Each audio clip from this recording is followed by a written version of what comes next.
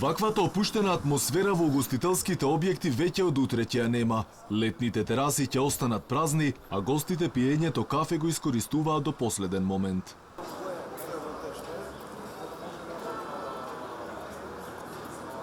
Поради влошување на здравствената состојба, веќе од утре па во наредните 2 недели ќе бидат затворени сите кафеани, ресторани и угостителски објекти.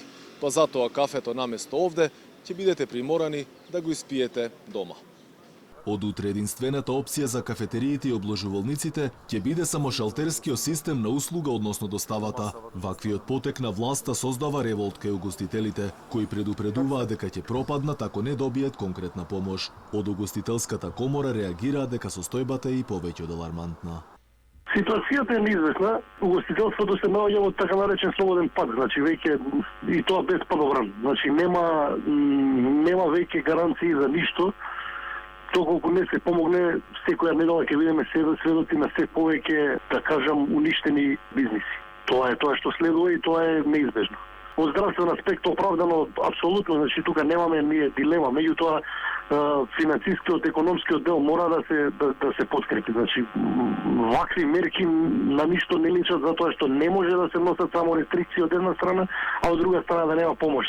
Дали и колку угостителите ќе добијат државна помош, прашавме и во владата, но оттаму без конкретен одговор. Затворањето на угостителските објекти е како резултат на пандемијата и со цел зачувување на здравјето на граѓаните кое што е приоритет. Економски мерки за помош на затворените економски оператори ќе има. Економските тимови на владата веќе работат на истите и навремено ќе бидат објавени. Помош ќе стигне онаму каде што е потребна, велат од владата. Инаку власта тврди дека новите рестриктивни мерки имаат за цел да се намали оптоварувањето на здравствениот систем, како и да се избегне потенцијалното затворање за Великден и Бајрам. Целосна забрана да примаат гости ќе имаат и хотелите, мотелите, пансионите и другите објекти за сместување, а освен угостителските објекти се затвораат и сите фитнес клубови, спортските центри и салите наменети за вежбање, а се забранува организирање, одржување и присуство на секаков вид на семинари, потоа обуки, работилници, курсеви, конференции и други настани од ваков тип. Инаку овие мерки ќе бидат во сила до 20 април.